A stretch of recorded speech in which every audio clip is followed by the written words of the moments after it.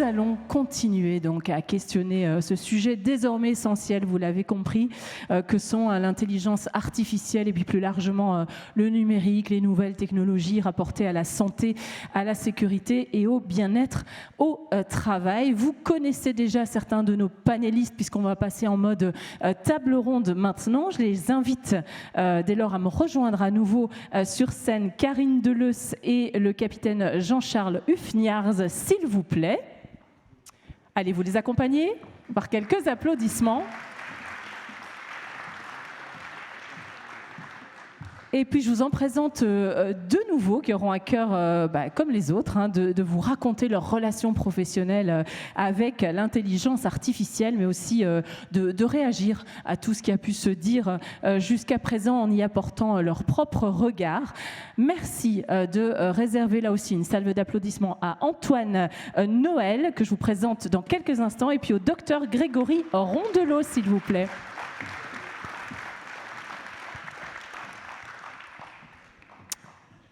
Bonjour messieurs. Alors, le monsieur qui n'a pas de veston, c'est Antoine Noël, ingénieur en robotique, cofondateur et CEO de Japet, une société qui fabrique et qui intègre des exosquelettes contre la pénibilité au travail. Vous allez nous présenter votre société dans quelques instants. Merci d'avoir accepté l'invitation du fonds de dotation. Merci ce matin, Antoine Noël. Et puis juste à mes côtés, donc c'est le monsieur qui a le veston, c'est le docteur Grégory Rondelot, chef du pôle médico-technique du CHR de Metz-Thionville, pharmacien hospitalier donc et vice-président de la commission médicale de l'établissement, quelqu'un qui gère de l'humain, de la logistique et des flux financiers. On en parlera également. Avant de venir sur vos contextes de travail, j'ai envie de faire tourner une première fois la parole de manière rapide pour faire finalement devant un public un exercice que peut-être vous avez fait autour du café pendant la pause, c'est-à-dire revenir sur certains éléments de la première partie de notre matinée. Je vais vous inviter à épingler une idée, une réflexion, une innovation qui a particulièrement retenu votre attention, ou qui vous a interpellé, qui vous a agacé, bref, la petite pépite que vous avez posée dans la besace jusqu'à la pause. On commence peut-être avec vous, capitaine. Vous pouvez vous saisir du micro. Il y a certainement plein de choses qui ont retenu votre attention, mais si vous ne deviez en retenir qu'une. Je dirais tout simplement que je vais reprendre la réflexion qui a été employée par bon nombre de personnes. Est-ce qu'il est important de laisser l'IA souveraine ou est-ce qu'on doit toujours garder un œil dessus et conserver cette phase humaine ? Bon, vous aviez déjà l'air d'apporter une réponse tout à l'heure. Vous êtes plutôt un homme de contrôle. Bon, ça s'explique forcément, mais j'entends en tout cas que la question, elle reste importante pour vous. Karine Deleusse, même exercice. Oui, alors moi j'ai été très impressionnée par le robot Atalante. Okay. Et je trouve qu'un robot qui fait redresser l'humain, c'est joli. Quand on voit tous ces humains complètement voûtés sur leurs écrans, je trouve que si là pour le coup on peut les redresser, c'est plutôt bien. Voilà, redresser, remettre debout et pas uniquement les personnes qui malheureusement ont eu des accidents de santé, des accidents de vie. Redresser l'humain, garder le contrôle, deux concepts que je mets dans ma musette là. À vous, Antoine Noël. Alors, vous étiez dans la salle. Je ne pense pas que Jean-Louis vous en ait parlé ce matin, donc Jean-Louis de Wondercraft. Wondercraft, pour rappel, ceux qui font les exosquelettes pour refaire marcher des paraplégiques. Et ils viennent d'annoncer ce matin qu'à partir d'aujourd'hui, ils développent un humanoïde. Ça veut dire qu'ils ne font plus des exosquelettes pour soutenir l'homme. Ils font maintenant des robots pour remplacer l'homme. Et moi, c'est toute cette thématique qui me tient à cœur de où est la place de l'homme, à quel moment est-ce qu'on arrête de le soutenir, à quel moment est-ce qu'on le remplace. À quel moment est-ce qu'on remplace et du coup on bascule dans un autre monde. Merci de reposer cette interrogation essentielle également. Docteur Rondelot, qu'est-ce qui a retenu votre attention ? Ce qui rebondit par rapport à mon expérience d'hospitalier, c'est encore une fois le robot Wondercraft. On a des plateaux de rééducation et on voit la pénibilité pour les aides-soignantes. Ça a été souligné par le CIO de la société, donc ça attire vraiment mon attention. C'est des technologies qu'on attend pour aider les patients et les professionnels de santé au quotidien. Gardez le micro puisque vous l'avez entre les mains. Docteur, on va précisément explorer ensemble votre contexte de travail, si vous le voulez bien, faire connaissance avec vous et comprendre quelle place a aujourd'hui et aura sans doute demain l'intelligence artificielle au cœur de votre périmètre de travail. Je le disais tout à l'heure, vous êtes pharmacien hospitalier, chef de service des 2 pharmacies à usage intérieur du CHR de Metz-Thionville, 2 très grosses pharmacies hospitalières, il faut le dire, et chef du pôle médico-technique qui intègre les pharmacies, la stérilisation, les blocs opératoires, le transport interne des patients, la raison pour laquelle je parlais tout à l'heure d'humain, de logistique et de flux financiers. Si on veut planter le décor de manière un petit peu plus détaillée pour nous préparer à parler d'intelligence artificielle dans tout ça, qu'est-ce que vous auriez envie de nous dire de plus, qu'on atterrisse sur la réalité du quotidien au sein du CHR de Metz? Merci Metz-Thionville d'ailleurs, oui. Metz-Thionville, oui. Merci Nathalie. Du coup, voilà, ça me permet de parler d'un métier méconnu, les pharmaciens à l'hôpital. Donc beaucoup de flux, à peu près 1 million, 1,5 million de livraisons de boîtes par an, 1 million de lignes de prescription par an, pour une 30aine de pharmaciens et une 50aine de préparateurs, pour un budget médicamenteux d'à peu près 120 millions d'euros annuels. Donc une charge de travail qui ne cesse de monter depuis des années et une démographie sur des professionnels que tout le monde connaît, qui font défaut dans tout le... Un métier en tension, en fait. Oui, des métiers en tension, inscrits par l'Agence régionale de santé sur la liste des métiers en tension. Donc le constat en 2017, c'est on ne trouvera pas des recrutements facilement, donc on a très rapidement misé sur l'aide de l'intelligence artificielle. 1,5 million de lignes de prescription à valider par an, c'est colossal. Oui, c'est colossal, et sans ces outils, on ne pourrait actuellement pas le faire. Donc, comme l'a dit Marjorie Cannon tout à l'heure, 2 objectifs, efficience, efficacité, et deuxièmement, rendre du temps humain, car en gagnant du temps sur ce que l'on doit faire réglementairement, on a pu consacrer plus de temps aux patients. Et ça nous permet actuellement de les valider, ces 1,5 million de lignes de prescription. Allez, merci pour ce teasing. On va creuser dans quelques instants. Antoine Noël, quelques mots sur Japet. En plus, vous êtes un ingénieur robotique qui a souvent été déçu par la robotique. Vous allez nous expliquer tout ça. Je me trompe si je synthétise une espèce de baseline, la robotique médicale au service du mouvement, c'est ça, Japet ? Alors exactement, c'est ce qu'on fait au quotidien. On fait des exosquelettes pour la prévention et le maintien à l'emploi contre la pénibilité au travail. Peut-être une petite parenthèse sur comment est-ce que ça a été créé. Allez-y. Moi, j'ai fait partie des premières formations dans les écoles centrales sur les intelligences artificielles. Et en fait, quand j'ai fait partie de ces formations, je me suis rendu compte que ça faisait 30 ans qu'on nous promettait des robots qui allaient nous remplacer. Et aujourd'hui, pourtant, on prolonge l'âge de la retraite, alors que ces robots sont censés nous amener à travailler moins, à être plus efficace, à être plus productif. Donc il y a quelque chose qui ne marche pas. Et en fait, je me suis rendu compte que ces robots, ça fait 30 ans qu'on nous les promet, on nous les promet encore aujourd'hui, mais la réalité du terrain, c'est que aujourd'hui, il n'y a aucun robot en dehors des robots très automatisés et très industriels, il n'y a personne qui a un robot qui fait la cuisine pour lui. Et donc c'est là où je me suis rendu compte que les exosquelettes étaient un peu un mi-chemin entre un travail physique et le robot. C'est une manière de soutenir l'homme avec la puissance mécanique de la machine, tout en ayant l'adaptabilité physique, mentale de l'humain. La meilleure rééducation, c'est encore le travail, vous m'avez dit quand on a échangé en amont de cette table ronde. Exactement. Alors d'abord, on s'est lancé dans la rééducation. Et en fait, on est toujours un dispositif médical. Et on s'est rendu compte que le potentiel des exosquelettes, il n'était pas dans la rééducation. Il y est avec Wondercraft. Mais là où on a la meilleure rééducation, c'est quand les gens retournent au travail. Mais aujourd'hui, nous, on travaille avec des personnes qui ont trop mal au dos, trop mal au bras pour repartir au travail. Et on va tout simplement les soutenir pour leur permettre de retrouver leur emploi et pour leur permettre de retrouver leur place sans la contrainte physique.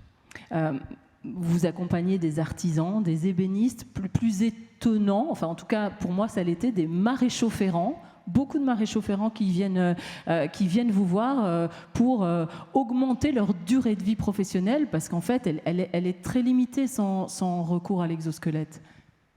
Alors exactement. En fait, on pourrait se dire un exosquelette, ça fait clinquant tout de suite. On se dit, OK, il y a quelque chose, c'est cher. Et en fait, l'exosquelette, c'est un peu la solution du pauvre. Pourquoi ?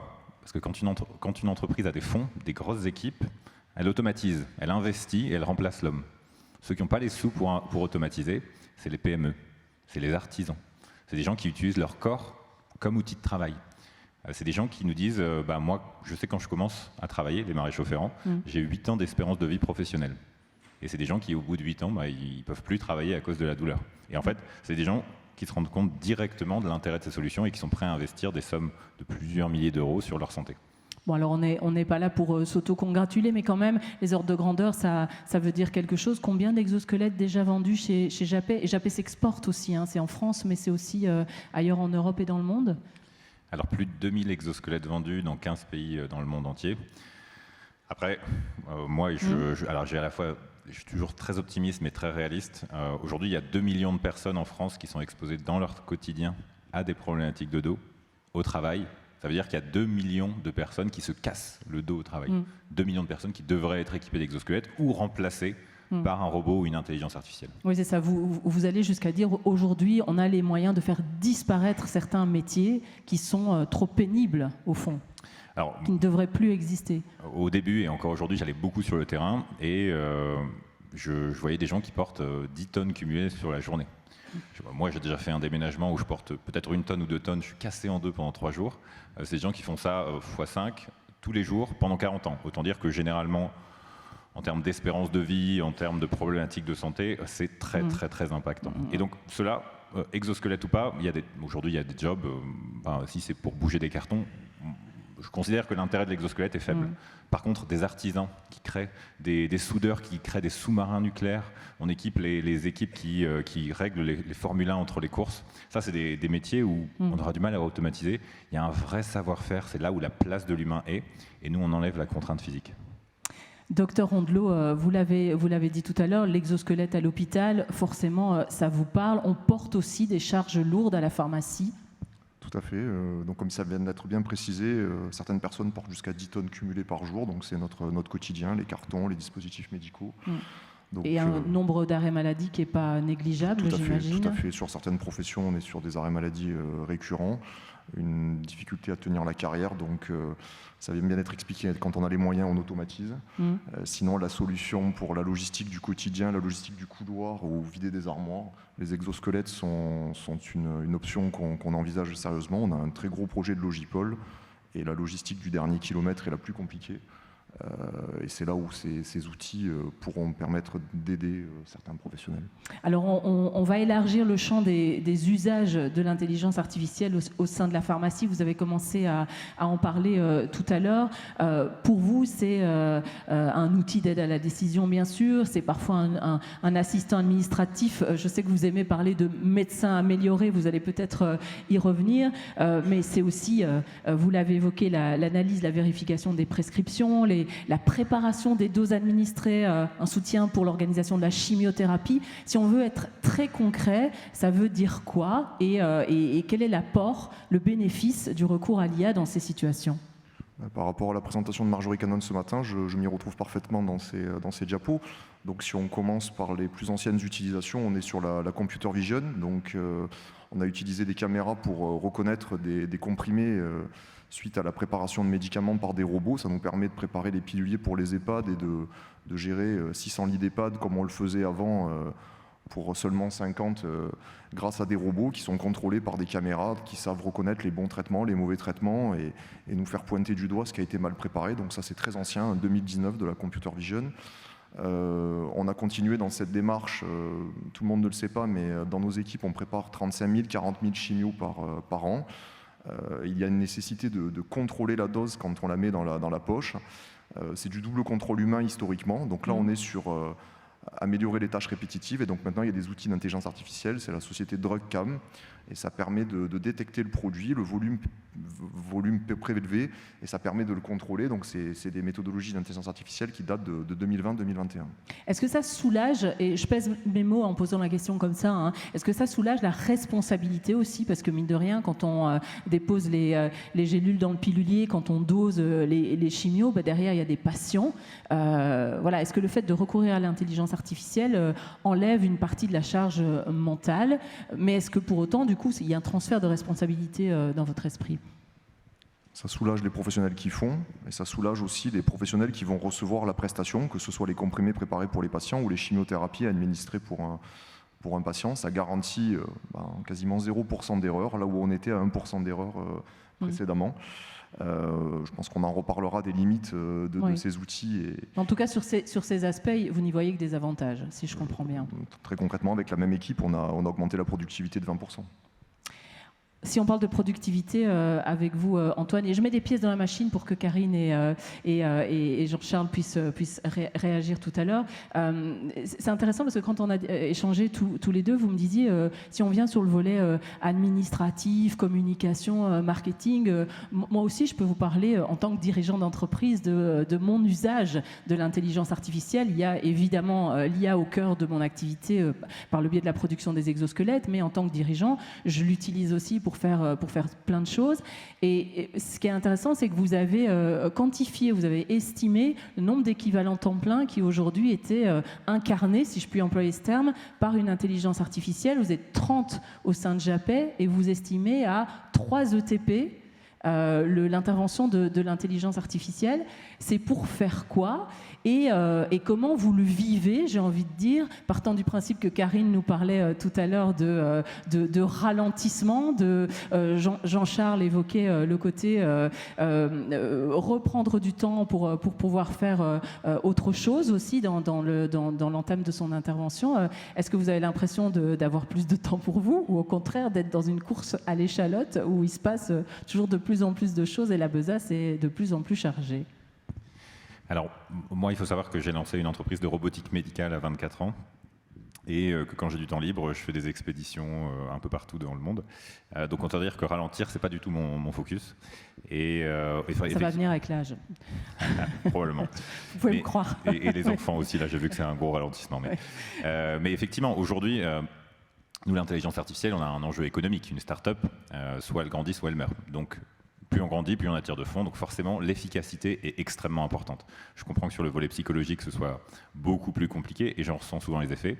Mais aujourd'hui, effectivement, on s'est rendu compte qu'on pouvait se séparer de personnes dans l'entreprise parce qu'il y a des postes, la rédaction de contenu, les études de marché, aussi la recherche scientifique. Cette semaine, j'ai rédigé en 3 jours un article scientifique, moi-même, alors qu'habituellement, je payais quelqu'un full-time pour faire ça. Ça lui prenait 2, 3, 4, 5 mois. Je lance une étude de marché avec Deep Research, il va me chercher toutes les sources du contexte, je fais tourner ça. Honnêtement, ça va très très très vite. Mais après, j'ai des facilités. J'ai fait une formation sur les intelligences artificielles, enfin j'ai fait une formation sur l'intelligence artificielle à la centrale, donc c'est des choses que je maîtrise. À côté de ça, quand je me rends compte, alors je pense qu'il doit y avoir des dirigeants dans la salle, aujourd'hui 90% des dirigeants ne maîtrisent pas ChatGPT par exemple, l'outil absolument basique. Oui, c'est ça. On ne sait pas prompter, on ne sait pas poser une requête. Quand on va sur ChatGPT, on va sur le modèle basique, le 4O, et on dit ah ouais non, il hallucine. Bah oui, forcément il hallucine. En fait, vous n'avez pas sélectionné le bon modèle, vous n'avez pas utilisé la bonne méthode, vous n'avez pas donné suffisamment de contexte. En fait, il y a un vrai apprentissage à faire qu'aujourd'hui, la plupart des dirigeants ne maîtrisent pas à 90%. Je fais partie de groupes d'entrepreneurs, les dirigeants de TI internationales ne maîtrisent pas ces outils, ce qui me surprend. Et à côté de ça, j'ai la personne, on en a parlé, la personne qui promène mon chien, qui m'a dit « Ah, j'ai développé sur une intelligence artificielle, j'ai développé une application pour te permettre de remplir tes heures et de réserver les créneaux où tu... » Incroyable. Des dirigeants de TI, plusieurs milliers de personnes ne savent pas, alors que des promeneurs de chiens. Et là, c'est là où, effectivement, je me rends compte du potentiel de disruption aussi. C'est plus forcément les élites, les dirigeants, les cadres qui vont maîtriser ces sujets extrêmement pointus. C'est accessible à tout le monde. Mais si on revient à, et ça sera ma dernière question avant de passer la parole à Karine, pour une réaction de sa part si elle le souhaite, si on revient sur votre cas personnel, j'ai envie de dire, est-ce que l'intelligence artificielle, finalement, elle vous permet de retrouver du temps pour vous ou du temps pour réinvestir dans la stratégie de votre entreprise, ou est-ce qu'elle est en train, finalement, de centraliser autour de vous toute une série de tâches qui auraient pu être plus collectives ou mieux réparties sur plusieurs têtes, et est-ce que derrière, vous ressentez ce risque de surmenage ou en tout cas d'envahissement mental? Alors les deux. Parce que si vous avez 3 temps pleins plus le vôtre sous le même calot, ça fait beaucoup, non? Je pense que vous connaissez le mythe là, qui est en train d'être diffusé par la Silicon Valley. Bientôt, il y aura une entreprise de une personne qui sera valorisée plus d'1 milliard. En tout cas, il s'est attendu dans les 2-3 prochaines années. Une personne pour une entreprise de 1 milliard. Ça vous donne la direction que donne la Silicon Valley. Moi, dans mon cas au quotidien, effectivement, rédiger du texte, rédiger du contenu, ça n'a aucune valeur ajoutée. Ça me permet, moi, de basculer ces fonctions qui ont peu de valeur ajoutée et de me focaliser sur l'analyse stratégique. Plutôt que de demander à un stagiaire de faire ça pendant 2-3 mois, le former, perdre du temps, en fait, c'est fait en 1 heure. Et donc, ça me permet, moi, de me focaliser sur les enjeux stratégiques. Après, c'est clair que hier, je me suis rendu compte que j'ai 3 écrans, je suis sur 3 intelligences artificielles en parallèle, je gère 3 sujets en parallèle, la rédaction de l'article, l'étude de marché, de la réduction de texte, et effectivement, je me rends compte qu'à la fin de la journée, je suis quand même assez fatigué. Donc c'est clair que l'enjeu psychologique, il est pas évident, parce que l'intelligence artificielle, on ne peut pas lui faire confiance. Donc il y a une charge mentale qui est extrêmement importante, et c'est clair que c'est un sujet de est-ce qu'on est en capacité de le gérer ou pas, et sur combien de temps. Oui, c'est ça, et sur le moyen et sur le long terme. Karine, peut-être une réaction sur tout ce qui vient d'être évoqué par Antoine et par le docteur Rondelot? Oui, moi j'ai envie de dire sur l'utilisation de l'intelligence artificielle comme sur l'utilisation des écrans en général, je pense que ça doit se faire en 3 temps. Le premier temps, c'est quelle est mon intention, qu'est-ce que j'ai envie d'y faire, pourquoi je le fais, écran utile ou futile, enfin intelligence artificielle pour m'amuser ou vraiment parce que j'ai une demande. Donc commencer juste à mettre un peu de réflexion avant plutôt que d'aller vers le systématisme. Il y a ça à faire, pof, intelligence artificielle et j'ai la réponse. Donc mettre de l'intention, et une fois qu'on a la réponse donnée par l'intelligence artificielle ou par l'écran dans ce qu'on y a fait, c'est de se dire finalement quelle est ma satisfaction, qu'est-ce que ça m'a apporté, est-ce que c'était bien, c'est pratique, qu'est-ce que j'aurais pu faire moi, ou finalement parce que si c'est pour passer tout de suite à l'étape d'après, finalement en fait on ne vit rien. On est sans arrêt en train de répondre à une demande, et on n'a plus le temps de traverser ni le temps, ni on n'habite même pas 1 minute. On est déjà à l'étape suivante. Donc je pense que ce qui va être important, c'est de remettre de la réflexion, de remettre du sens, et aussi remettre de la satisfaction dans tout ça. Parce qu'il y a vraiment une chose très importante aujourd'hui qui est en train de se passer, c'est qu'on est en train de perdre nos émotions et nos affects. On est dans la pulsion, dans la satisfaction immédiate de la pulsion ou dans la réponse immédiate, et on ne vit plus que sur ce principe-là. Et les émotions, elles viennent aussi de notre attente, de nos observations, du temps qui passe, et ça, on perd les couleurs en fait. Ce matin, Jacques Mercier nous parlait de désir, vous nous parlez de pulsion et de satisfaction. C'est une matinée érotique. Je vous laisse méditer sur tout ça. Cybersécurité, rien à voir. Avant de faire réagir le capitaine Hufniars, comment vous gérez ces aspects au sein de Japet, au sein de la pharmacie du CHR de Metz-Thionville? J'imagine, peut-être qu'on peut évoquer la situation de l'hôpital en premier. J'imagine que c'est un vrai enjeu, la sécurité des données patients notamment, mais pas que. Oui, c'est une double problématique, le respect de la sécurité des données et des données patients. Et maintenant, donc, ce qui nous a été présenté par le capitaine, la sécurité tout court de notre infrastructure et se protéger contre les attaques. Et nous sommes devenus des cibles où nous sommes fortement appuyés par les conseillers en cyber, donc c'est devenu un double enjeu. Donc il y a la sensibilisation, la formation, des outils agréés avec les serveurs. Comme ça vient de nous être expliqué par Madame Deleuze, il y a une satisfaction d'aller vite avec les outils d'IA. Donc notre crainte, c'est que les gens utilisent des outils qui ne sont pas validés et d'avoir ce qu'on appelle du shadow, des données qui ne sont pas sur les bons outils. Donc c'est au cœur de notre cible. Nous avons maintenant des certifications de sécurité sur les données, donc c'est devenu très contre-productif dans notre fonctionnement. On aimerait être beaucoup plus libre, mais on n'utilise pas de ChatGPT à l'hôpital. C'est pas possible, sinon nos données elles partent sur les serveurs. Quand vous dites c'est pas possible, ça veut dire que c'est interdit. On fait en sorte que l'outil soit inaccessible. Ou c'est plus compliqué que ça? C'est plus compliqué que ça. À l'hôpital, tout le monde a un smartphone et a son téléphone. Donc là, on est sur de la sensibilisation. On ne peut pas mettre des photos, des données patients sur une IA où les données sont stockées aux États-Unis dans un serveur qui n'est pas RGPD. Donc c'est pas possible.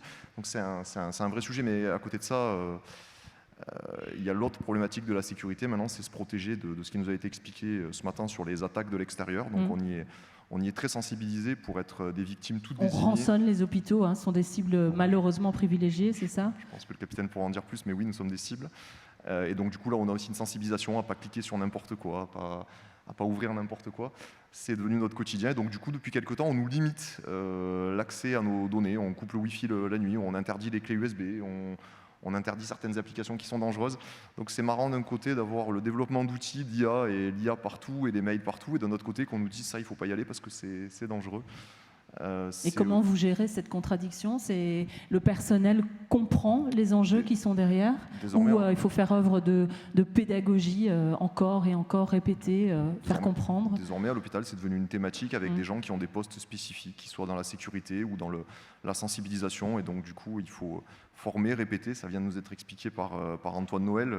Tout le monde ne sait pas utiliser ces outils, donc ne connaît pas les points négatifs non plus. Donc c'est les enjeux de demain. La sécurité, c'est un point très important pour nos établissements, car nous, demain, si on est attaqué, on ne peut plus fonctionner. Et du coup, potentiellement, ça pourrait conduire à la fermeture de notre bloc opératoire ou nos urgences.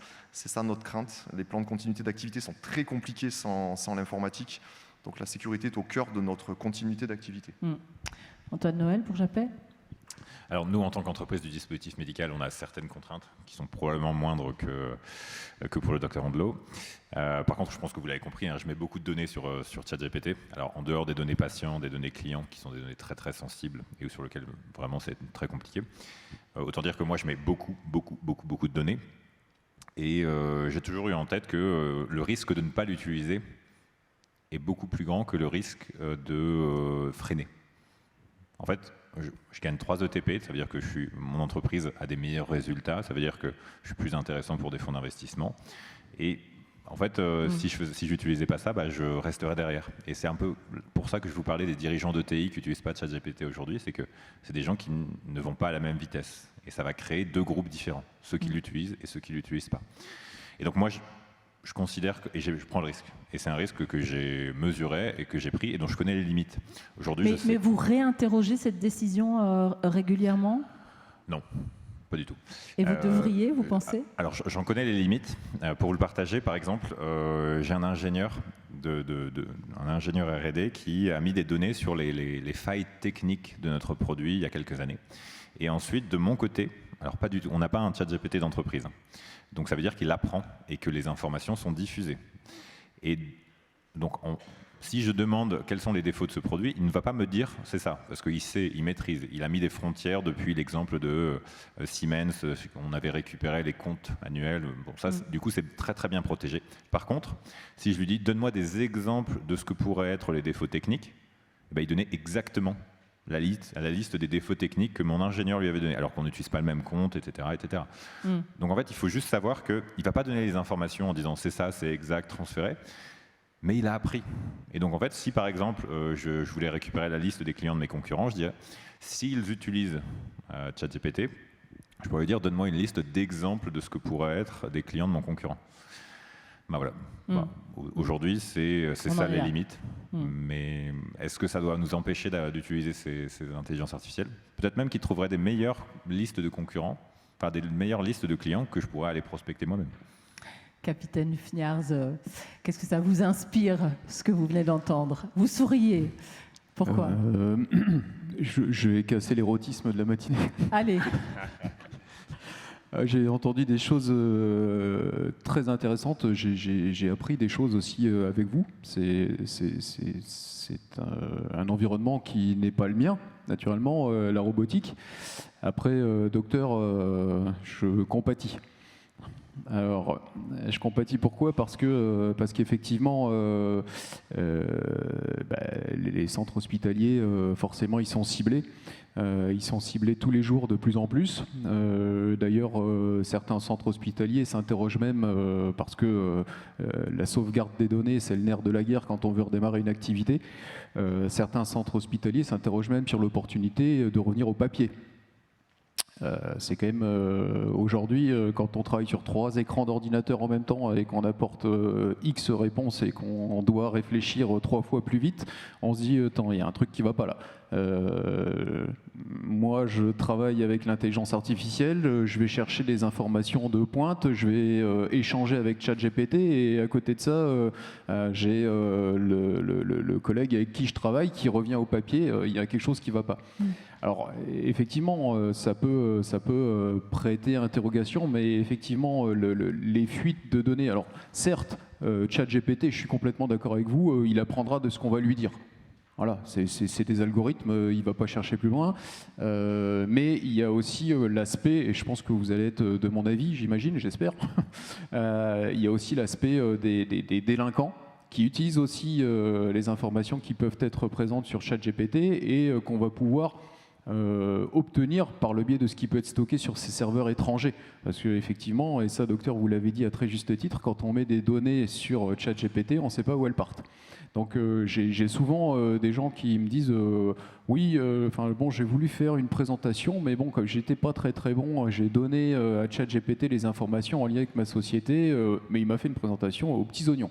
Oui, sauf que toutes les informations qu'il a données à ChatGPT, eh bien, et vous l'avez souligné, tout le monde peut en disposer par la suite. Donc ça pose quand même une vraie question de confidentialité. Hein, je fais écho à ce que Marjorie a traité en entame de la matinée et dont elle a parlé. C'est la confidentialité des données. C'est quelque chose quand même de central, de majeur, et surtout dans le domaine médical, je veux dire, c'est quelque chose dont on ne peut pas passer à côté. Et je voulais souligner aussi une petite chose qui a été mise en avant par le docteur et qui est particulièrement intéressante. C'est vrai qu'aujourd'hui, cette automatisation via l'utilisation de l'intelligence artificielle ou de la robotique, naturellement, elle facilite grandement la tâche, elle permet de multiplier et d'augmenter la productivité. On a peut-être moins de, alors j'utilise le mot, mais il n'est pas approprié, moins de responsabilisation sur les personnels, mais beaucoup plus à mon avis, de stress sur les gens qui doivent s'occuper de la gestion de tout ce qui est ces infrastructures, de la sécurité, du fait du suivi. Docteur Rondeau a l'air d'accord avec vous. Hein. Et c'est quelque part finalement un transfert. Alors les gens... Est-ce qu'on gagne quelque chose ? Moi, je pense que je ne suis pas du tout anti nouvelles technologies. Forcément, je baigne dedans. Je baigne dedans depuis quelques années maintenant. Je vais pas radoter. Je suis pas encore assez vieux, malgré que j'ai les cheveux gris qui poussent de plus en plus. Je vais reprendre ce que je disais précédemment.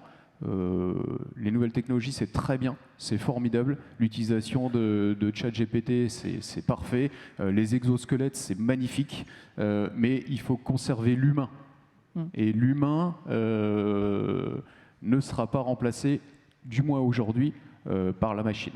Allez, on remet une pièce dans la machine, justement. Une petite vidéo. Je vous propose d'écouter Thomas Klein.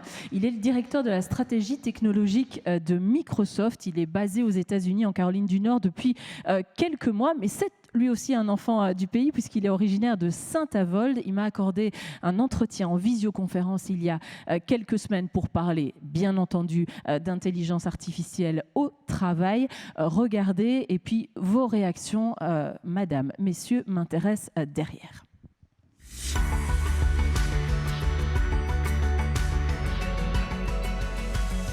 Bonjour Thomas Klein. Bonjour Nathalie. Vous êtes aujourd'hui, Thomas, directeur de la stratégie technologique chez Microsoft. L'intelligence artificielle, elle s'invite aussi dans nos univers professionnels avec des promesses fortes, notamment en matière de performance. Quels sont les principaux changements que l'intelligence artificielle peut amener au monde du travail tel qu'on se le représente aujourd'hui ? En termes d'usage, ça permet d'aller beaucoup plus vite, d'aller beaucoup plus fort sur des sujets qu'on n'arrivait peut-être même pas à caresser. Aujourd'hui, on a 46% des entreprises qui utilisent déjà l'intelligence artificielle dans différents usages. Par exemple, la conversation qu'on est en train d'avoir là, on pourrait demander un résumé à l'intelligence artificielle. Si on est en réunion, on n'a pas besoin de perdre 5 ou 10 minutes à faire ce résumé. Donc ça, c'est concret, c'est palpable. Après, chaque organisation va pouvoir se poser des questions de qu'est-ce que je veux faire avec l'intelligence artificielle pour apporter de la valeur, certes monétaire, mais également du bien-être pour les salariés. Oui, parce qu'il y a un revers à la médaille. Forcément, il y a sans doute des risques aussi à surveiller de près. On pense à l'automatisation excessive, à une forme de déshumanisation du travail. Est-ce que, sur base de votre expérience, ces craintes-là, elles sont fondées ? Oui, il y a des risques. Moi, si j'avais un chef d'entreprise aujourd'hui en face de moi, il me disait qu'est-ce que je devrais faire pour utiliser l'intelligence artificielle correctement, mon premier réflexe, ce ne serait pas de lui dire d'embaucher des techniciens, des experts d'informatique. Ce serait on se calme, on se pose, vous créez un comité autour de l'intelligence artificielle, tout comme il existe aujourd'hui d'autres comités dans les différentes organisations.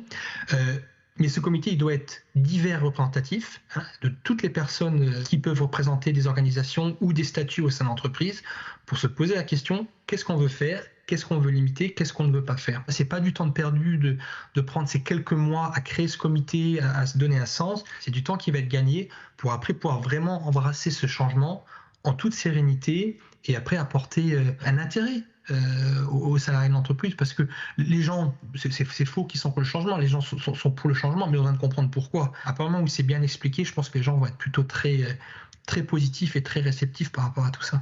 Bon, allons un pas plus loin. Quand on entend dire que l'intelligence artificielle va tuer des emplois, vous répondez quoi? Vous avez utilisé le terme tuer, détruire, c'est sûr, mais je pense que beaucoup vont changer. Moi, ce que j'aime à dire, c'est que l'IA ne va pas nécessairement changer votre emploi et prendre votre job, mais quelqu'un qui sait utiliser l'IA, lui, va peut-être prendre votre job. Tous les jobs vont être impactés, ça c'est. Oui, mais au fond, ce que vous êtes en train de nous dire, c'est que c'est un peu le sens de l'histoire, c'est ce qui s'est toujours produit. Des métiers sont apparus, d'autres ont disparu, avec l'évolution de la société, en fait. Ouais, là ça va aller vite, ça va aller fort. Donc il faut prendre le train, il faut monter dedans, il ne faut pas le louper, c'est ça que vous êtes en train de dire? Je pense que tout le monde doit se poser des questions. Je vais juste faire une petite comparaison, si vous voulez, avec quelque chose qu'on a tous vécu, parce que c'est pas si vieux. Internet, fin des années 90, début des années 2000, ce n'était pas du tout quelque chose d'évident pour les entreprises d'aller sur Internet. Attendez, c'est des risques. Je vais mettre mes données sur Internet, elles vont être exposées, des hackers vont pouvoir les prendre. Et mes employés, qu'est-ce qu'ils vont faire sur Internet? Est-ce qu'ils vont vraiment tout ça? Tout ça, c'est pour pas le balayer d'un revers. Mais je vais vous donner un autre exemple sur des choses qui vont pas changer. Aujourd'hui, vous réunissez des gens en physique pour un événement. Vous auriez pu inviter tout le monde à rester derrière son ordinateur et écouter tout ça en visio. Techniquement, rien ne vous en empêcher. Pourtant, vous avez pris la décision de vous regrouper, d'échanger, de créer du lien, créer des connexions. Et ça, je ne crois pas que l'IA va le remplacer ni aujourd'hui ni demain. Tout ce que vous venez de nous expliquer là, Thomas, ça fait partie de ces recommandations que vous donnez aux grandes entreprises américaines que vous accompagnez au quotidien? Ouais, je fais un petit peu quelques valeurs qui moi je trouve assez consensuelles. Utiliser l'IA pour quelque chose de bien, de positif. L'inclusion à travers le handicap notamment. Il y a environ 1 milliard de personnes qui sont en situation de handicap sur la planète, handicap visible ou invisible, peu importe. Comment est-ce que l'IA va pouvoir aider ces personnes-là? Premier sujet. Deuxième sujet, celui de la responsabilité. Qui est responsable lorsqu'on utilise un système d'IA? Je pense que très clairement, les gens qui construisent le système d'IA et les gens qui les mettent à disposition doivent porter cette responsabilité et s'assurer que ça va être un cadre juste et ça ne va pas créer de biais, pas créer de discrimination non plus envers les différentes personnes. Quelles évolutions majeures vous anticipez dans la relation entre intelligence artificielle et conditions de travail dans les années à venir? Moi, sur la partie santé, bien-être au travail, moi, il y a un sujet que je trouve absolument passionnant puisque j'utilise moi dans mon quotidien, c'est tout ce qui va être dans du domaine de la formation. Comment se former mieux? Je pense que l'éducation telle qu'elle sera faite dans 10 ans dans nos écoles n'aura rien à voir avec ce qu'on fait aujourd'hui. Et moi, c'est ce que je vis aujourd'hui dans mon quotidien. Mon rôle nécessite de passer beaucoup de temps à s'informer, se documenter. J'ai un assistant, une intelligence artificielle, pour m'aider à apprendre, à comprendre, me tester, poser des questions, savoir si j'ai bien assimilé, savoir si je suis capable de présenter. Et après, j'ai un feedback personnalisé en disant voilà Thomas, sur votre test vous avez bien compris ça, là vous pouvez faire un petit peu mieux, etc. Et j'ai vraiment mon assistant personnel par rapport à ça. Donc ça, sur le sujet de la formation, pour faire vraiment monter les gens en compétences, vous voyez, moi je trouve que c'est extrêmement positif pour mettre à chacun vraiment d'atteindre son potentiel plein et apprendre beaucoup de compétences et évoluer ainsi. Est-ce qu'il y a des limites tout de même à poser ? Tout à l'heure, vous l'avez dit aussi, il y a ce qu'on peut faire technologiquement et techniquement, et puis il y a ce qu'on veut faire, ce qu'on souhaite faire. Où est-ce que vous mettez le curseur ? La vraie question, ça sera, je pense, à tous les leaders d'entreprise, tous les cadres, toutes les personnes qui sont dans des situations de prise de décision, où veulent-ils mettre eux les limites dans leur propre organisation. On arrive très rapidement sur des sujets qui sont de nature éthique, des fois même de nature philosophique. Moi, l'usage que je veux de cette intelligence artificielle, c'est une intelligence artificielle qui aide les gens, qui aide les entreprises à se développer et qui apporte la sérénité, de l'aide au travail et qui permet d'automatiser tout un tas de choses qui n'ont peut-être pas de valeur ajoutée énorme, qui sont peut-être un petit peu pénibles à réaliser, et qu'on puisse conserver vraiment l'esprit humain, je veux dire vraiment sur des valeurs et des choses qui vont pouvoir apporter et un épanouissement pour l'individu et de la valeur ajoutée pour l'organisation. Voilà pour cet entretien avec Thomas Klein. Qu'est-ce qui vous inspire, tour de table, qui a envie de se lancer ? Où est-ce que vous mettez le curseur, par exemple ? C'est une question que je pourrais vous envoyer. Docteur Andelot.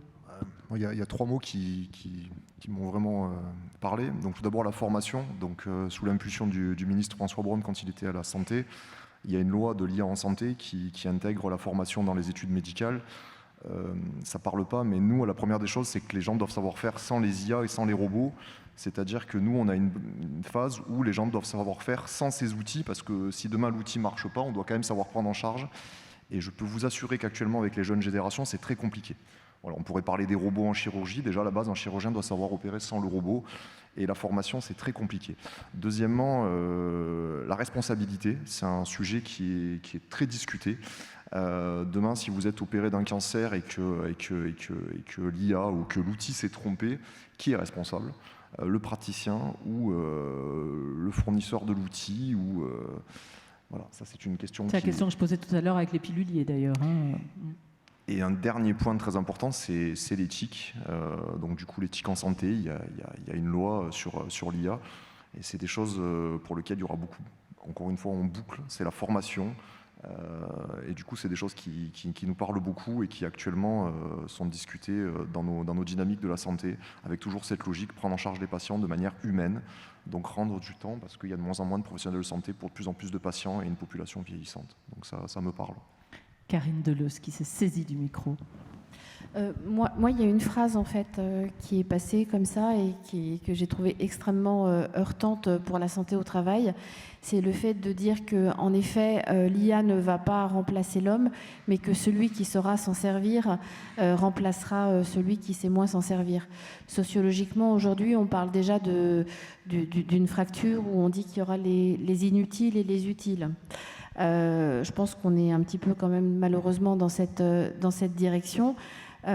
Pour ceux qui sont pas forcément très à l'aise avec l'IA et dont la vie va dépendre parce que s'ils suivent pas le rythme, ça va être compliqué. J'imagine bien qu'on est loin de la déconnexion dont je parle, ou en tout cas du ralentissement. Et comme vous dites, c'est la course à l'échalote. Et je pense qu'on va avoir des personnes qui vont être extrêmement angoissées de ne pas pouvoir suivre et de ne pas pouvoir en être et fragilisées. Et qu'il faut faire attention parce qu'on va finir...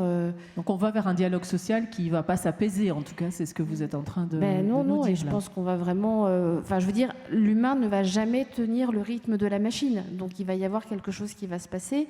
Il va faire tout ce qu'il peut, l'humain va faire tout ce qu'il peut, mais je pense que psychiquement et physiquement, il va y avoir quelque chose qui va pas fonctionner. Et voilà, et bon, moi je suis psy, donc je vous parle de détresse psychique et de burn-out, de dépression. Mais oui, je pense qu'on est dans cette direction, si on ne ralentit pas un petit peu. Et voilà, j'ai envie de parler du mythe d'Icare. Hein. Je crois qu'il y a un moment, c'est magnifique, ça peut toujours être plus beau, plus haut. Mais on est des humains, donc il y a un moment, on ne sait pas voler. Oui, il faudra peut-être apprendre à descendre du manège pour se sauver. Point d'interrogation, ça je vous laisse y apporter la réponse vous-même et chacun. Antoine ou peut-être le capitaine, comme vous voulez. Antoine. Alors 2 points. Je pense que ce qu'il expliquait sur comment intégrer l'intelligence artificielle via un comité interne, c'est la bonne méthode. Ça passe aussi par le dirigeant qui doit se former. Hein. C'est un peu ceux qui généralement drivent le pilotage. Ça, pour moi, c'est la bonne méthode. Après, je trouve qu'il était très gentil par rapport à la brutalité de ce que ça va faire sur les emplois. Aujourd'hui, nous, 10% de notre équipe, on l'a réduite grâce à ça. Et pour une fois, ce n'est pas les cols bleus qui subissent, c'est des cols blancs. On a réduit un ingénieur R&D, on a réduit une personne en communication, on a réduit une personne en scientifique. C'est des gens formés, c'est des gens avec un background, c'est des gens à qui à l'université on a dit voilà, fais ça, c'est un métier d'avenir. Donc ça c'est... Donc c'est aussi un fantasme de penser que ce sont les emplois à la chaîne par exemple qui vont être les premiers à souffrir de ce recours plus massif à l'IA dans nos vies professionnelles. Alors c'est ceux qui ont déjà subi la révolution de la robotique sur tourner les boulons, et maintenant c'est les robots qui tournent les boulons, c'est une très bonne chose. Ça a permis d'avoir des techniciens qualifiés. Là, moi je suis très heureux qu'on puisse assister ces personnes sur de la vraie création de valeur.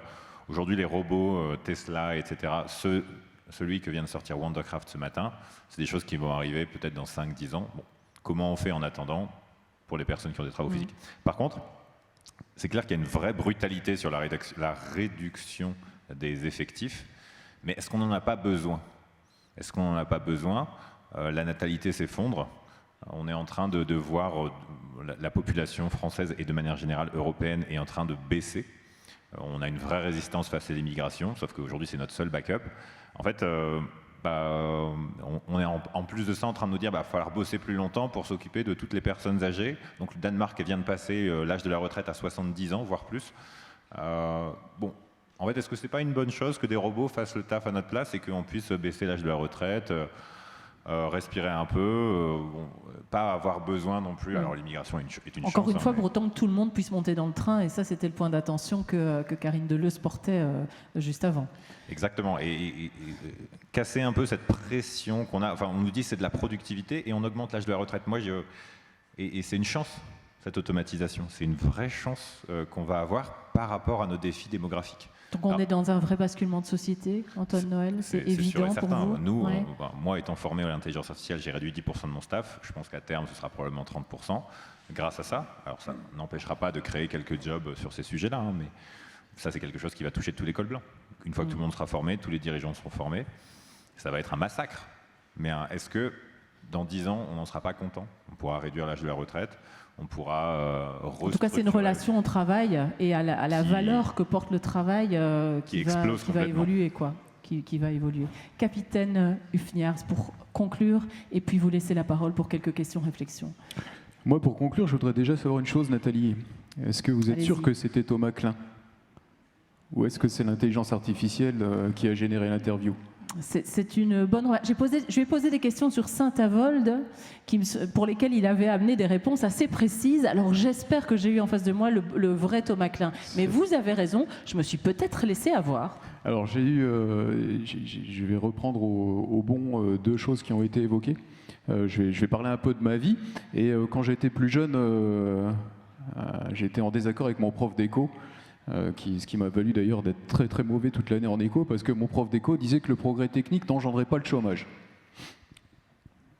Je suis assez d'accord avec vous. L'intelligence artificielle, c'est quelque chose d'extraordinaire, mais alors il a parlé de transformation, Thomas Klein. Ok, on peut s'interroger sur la transformation. Est-ce qu'effectivement avoir une transformation réelle, ou est-ce qu'on va avoir un basculement vers une automatisation et des gens qui vont se retrouver sans emploi? On ne sait pas. Effectivement, il y a l'idée de la démographie aussi qui va entrer en ligne de compte là-dedans. On ne sait pas trop ce qu'il en est. Donc ça, c'est une vraie interrogation. Docteur, vous l'avez souligné, il y a aussi, et j'en ai parlé précédemment, avec l'intelligence artificielle, une vraie interrogation à avoir sur ce qui est ce qu'on fait aujourd'hui, le e-learning. Mais demain, comment ça va se passer? Qui est-ce qui va apprendre? Est-ce que c'est l'humain qui va encore apprendre ou est-ce que c'est l'intelligence artificielle qui va apprendre à l'humain? C'est une vraie question. Ça sera le prochain sujet de philo au bac. Mais tout ça, c'est des vraies questions. C'est des vraies questions déontologiques et c'est aussi une vraie question qui va concerner la confidentialité de données. J'en ai parlé précédemment. Mais tout ce qu'on donne à ChatGPT ou autre, voilà, tout ça, c'est pas souverain. Ça part, c'est accessible à tout le monde. Maintenant, si on fait un parallèle avec ce qui se passe encore aujourd'hui, ce qui s'est passé et les craintes qui sont toujours existantes au niveau du Darknet, par exemple, il y a une multitude de données confidentielles qui sont présentes sur le Darknet et qu'on pourrait très bien imaginer, voire automatiser avec une utilisation aussi de l'intelligence artificielle qui irait piocher des informations sur ce sujet. Donc c'est vrai qu'il y a plein de questions aujourd'hui. Malheureusement, j'ai pas les réponses, j'aimerais en fournir, mais j'en ai pas suffisamment. Encore une fois, je pense qu'il faut quand même conserver l'humain à la maîtrise, parce que j'ai toujours en tête ce film de James Cameron. Tout le monde l'a vu, lorsque les machines ont pris le pouvoir, et il ne faudrait pas que demain ce soit quelque chose qui arrive également. Pas de Terminator parmi nous, voilà. Questions, réactions, commentaires à partager avec nos intervenants si vous le souhaitez. Alors, faut que vous vous imaginiez, nous on a les projecteurs en face, on vous voit pas beaucoup, merci la régie, ça c'est super, comme ça je peux vous voir. Levez la main, une hôtesse est là à votre disposition avec un micro. Il vous suffit simplement de vous signaler si vous souhaitez partager une interrogation, une réflexion avec nous. Vous levez la main, on vient vous voir, vous nous dites qui vous êtes, mais Bonjour. C'est quelqu'un que je connais, ça. Oui, c'est ça, Emmanuel Lebovici, donc je suis aussi officier de gendarmerie. C'est une question pour Antoine Noël.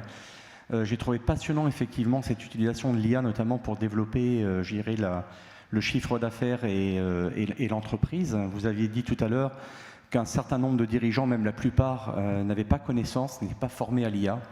Et vous les encouragiez. Donc vous parliez des ETI. Moi, ma question et ma réflexion, ça serait sur l'intelligence économique. Pour moi, c'est un vrai risque. Aujourd'hui, la France, c'est 12% de l'industrie environ. Enfin, l'industrie représente 12% de son économie. On est riche de notre intelligence aujourd'hui en France. Est-ce qu'il n'y a pas des risques d'évasion, je dirais, d'informations sensibles et stratégiques pour quelqu'un, justement, qui ferait le minimum d'attention en utilisant l'IA avec les données de son entreprise? Je pense que c'est une question qui, à mon avis, est fondamentale, puisqu'on est souvent peu sensibilisé, pour ne pas dire naïf en France, sur l'intelligence économique. On n'a toujours pas de pétrole, mais c'est plus à la mode de toute façon, donc il nous reste nos idées. Alors, qu'est-ce qu'on fait avec ça? Je peux faire un petit comparatif, une petite analogie. Quand j'ai créé mon entreprise, j'avais beaucoup d'autres camarades qui créaient des entreprises avec des idées, avec de la protection intellectuelle, etc. Et ils disaient, je ne veux pas en parler. Je ne veux pas en parler parce que j'ai peur que les gens me volent mon idée. Donc en fait, c'est des gens qui n'ont jamais parlé de leur idée, et donc en fait, l'idée ne s'est jamais développée. Et pourquoi c'est intéressant? Et alors que nous, on parlait de l'idée, tout le monde, le brevet, on en a parlé avant, etc. En fait, on diffusait énormément cette idée parce qu'on se disait, c'est une question de savoir-faire. Si on n'est pas la meilleure équipe pour développer ce projet, peut-être que ça ne sert à rien qu'on le fasse. Et en France, effectivement, ces notions d'idées, si on nous vole une idée, si on parle de quoi? La centrale nucléaire, la partie nucléaire, on l'a volée aux Anglais. Bon, les Chinois, ils nous ont volé tout le savoir-faire sur les avions, etc. Bon, en fait, les idées, c'est pas grave. Par contre, c'est le savoir-faire. Et dans le savoir-faire, aujourd'hui, vous avez Meta qui ouvre des laboratoires d'intelligence artificielle en France. Vous avez Google qui a un énorme centre d'intelligence artificielle en France. Pourquoi? Parce qu'on a un énorme savoir-faire en mathématiques. Les idées, maintenant, honnêtement, c'est facile à voler. Ce qui compte, c'est le savoir-faire. On a des ingénieurs qui sont incroyables, qui ne sont pas chers par rapport à leur savoir-faire. Et ça, c'est un vrai savoir-faire pour l'avenir. Merci Antoine pour cette réponse. Autre envie d'intervenir? Alors je mets ma main en visière pour vraiment vous voir. Allez, profitez-en, il nous reste 5 minutes. Ce serait vraiment dommage que vous... Voilà, c'est là-bas. C'est toujours comme ça que ça se passe. Ouais, voilà. On va juste laisser le temps au micro d'aller jusqu'à vous. Et c'est aussi quelqu'un que je connais qui faisait partie de notre panel d'intervenants de l'année dernière. Bonjour Hervé Obed. Oui, bonjour à tout le monde. J'ai une question pour tout le monde. La première, alors je voulais faire un commentaire par rapport à l'argument Meta, Google qui forment des ingénieurs en France. Il faudrait quand même s'assurer qu'ils ne prennent pas les meilleurs pour les envoyer chez eux. Auquel cas, on a formé gratuitement des ingénieurs, ils prennent les meilleurs pour enrichir leur centre de recherche. Ils nous ont déjà pris Thomas Klein. Voilà, la prise de savoir-faire. Et on a tendance, je suis tout à fait d'accord avec ce qui a été dit, à être un peu laxiste et un peu trop angélique là-dessus. Je pense que la santé au travail, une partie de la santé au travail, c'est la liberté. Est-ce que quand on est sous le coup de la dépendance à des agents d'intelligence artificielle, on n'a pas le risque de perdre sa liberté? Hier soir encore, un homme très riche qui a beaucoup misé sur l'intelligence artificielle et qui tente à imposer ses vues, il s'appelle Elon Musk, il a décidé, parce qu'il était en désaccord avec M. Trump, le président des États-Unis, un des hommes très puissants de la planète, de mettre hors service Dragon. Tu n'es pas d'accord avec moi, je mets hors service Dragon. Il n'y a personne qui peut rien faire. C'est-à-dire que M. Trump, un des hommes les plus puissants du monde, il a perdu sa liberté d'échange parce que quelqu'un de très riche qui a énormément investi sur la technologie, parce que le système Dragon fonctionne très bien, il lui a dit « j'arrête ». Qu'est-ce que je veux dire par là? Si demain, une grande entreprise américaine, dans laquelle travaille M. Klein par exemple, décide de dire « je mets hors service le cloud », à supposer qu'un hôpital français qui même a un backup, un discovery, un système qui permet de reprendre la reprise informatique, ça existe évidemment, qu'est-ce qu'on fait? Donc est-ce que les individus vont garder leur liberté, le sentiment de liberté qui est extrêmement important pour la santé, c'est le thème de la matinée, et est-ce que même les entreprises vont garder leur liberté? Merci d'aborder cette question de la privatisation aussi, d'une certaine manière, de ce qu'on pourrait considérer comme des communs. Ça vous inspire, puisque la question était à la cantonade? Je vais répondre rapidement sur la partie hôpital. Bien évidemment que on y fait attention. L'établissement reste hébergeur de données. Nous ne mettons aucune de nos données à l'extérieur. Donc c'est la base. Quand on nous présente un automate, un robot, une solution d'intelligence artificielle, la base, c'est que les données doivent être chez nous et qu'on doit être autonome pour fonctionner, entre guillemets, et ne pas être dépendant. Après, d'un autre côté, la technologie, les robots, l'IA, on en est dépendant, mais on était déjà dépendant de choses très simples. Moi, le Covid, ça m'a marqué, bien avant.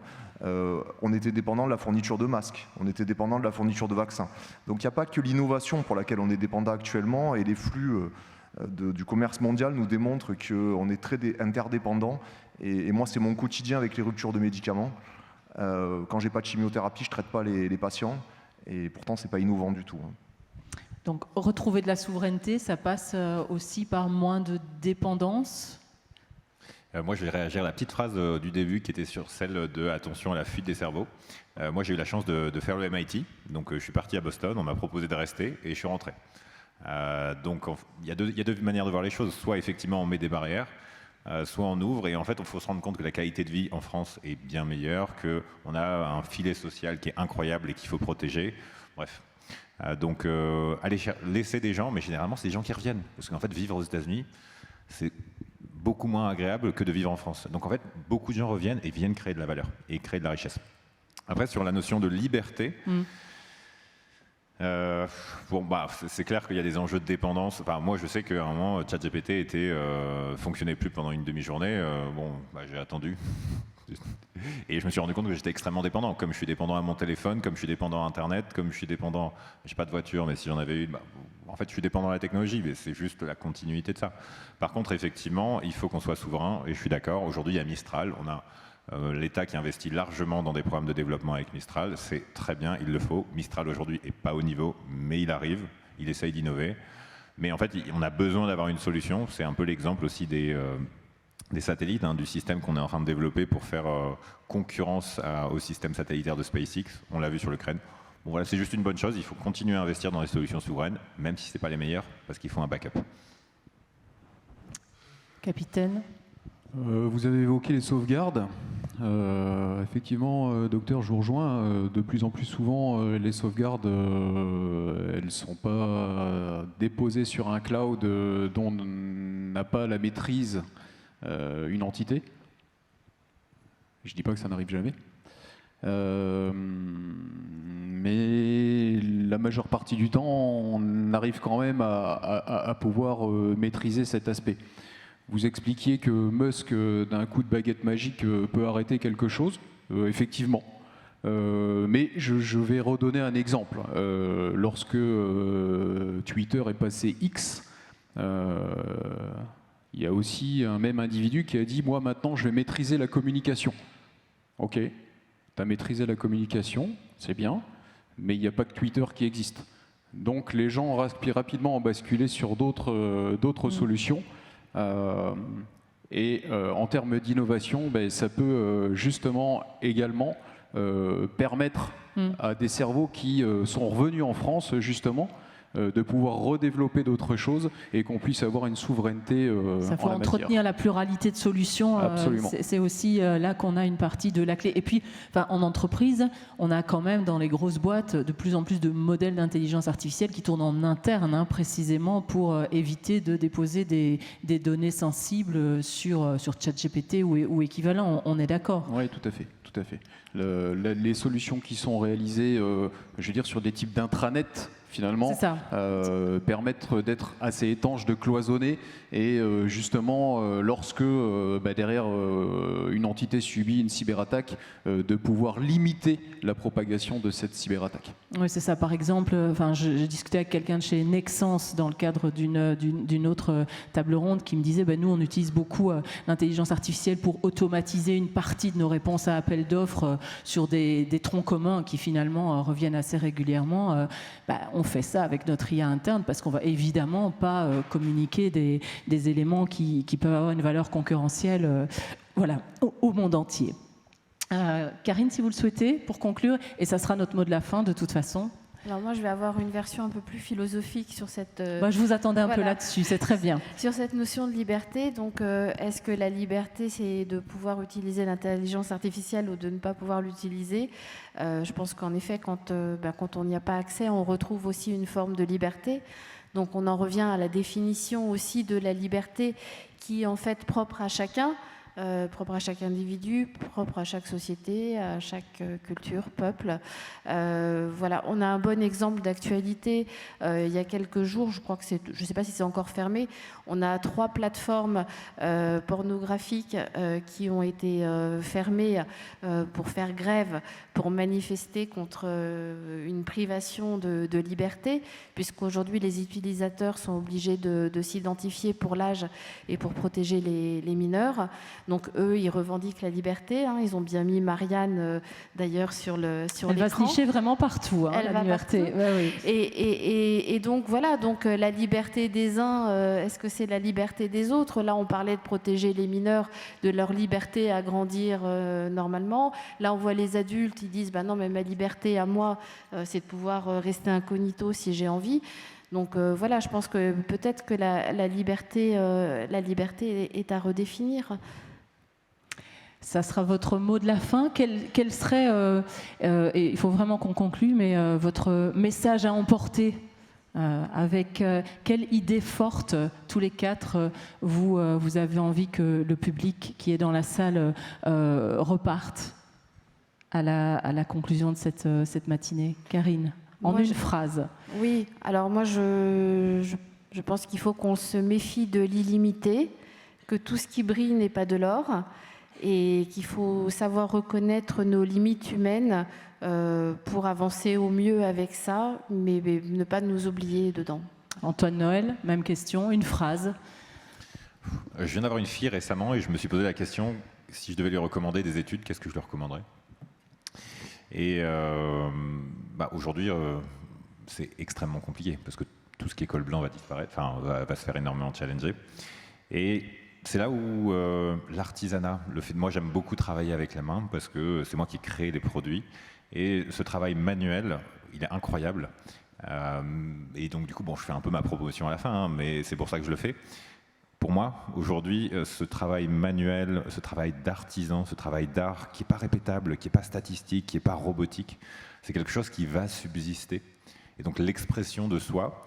et qui aura peut-être de plus en plus de valeur, justement. Et qui aura peut-être de plus en plus de valeur. Et quand c'est physique, on pourra intervenir avec des exosquelettes. Ça me permet de le replacer quand même. Il est fort quand même, hein, cet Antoine Noël. Docteur Rondelot. Je vais rester dans mon domaine. L'IA en santé, c'est l'avenir. En tout cas, pour les patients, on doit garantir une IA éthique, sécuritaire, et surtout toujours avoir un humain derrière qui approuve, qui contrôle, pour garantir aux patients de demain d'être soignés par des humains. Capitaine Lufniars, et c'est vraiment la fin de la fin. Une phrase, l'intelligence artificielle, c'est très bien, mais le contrôle par l'humain, c'est bien mieux. Vous êtes en phase, donc, et on doit pouvoir s'en passer. Hein. Ça fait aussi partie des choses que vous nous aviez dit tout à l'heure, docteur Rondelot. Merci beaucoup à vous quatre. C'était passionnant de vous écouter, échanger des vues sur ce sujet. IA et santé, sécurité, bien-être au travail.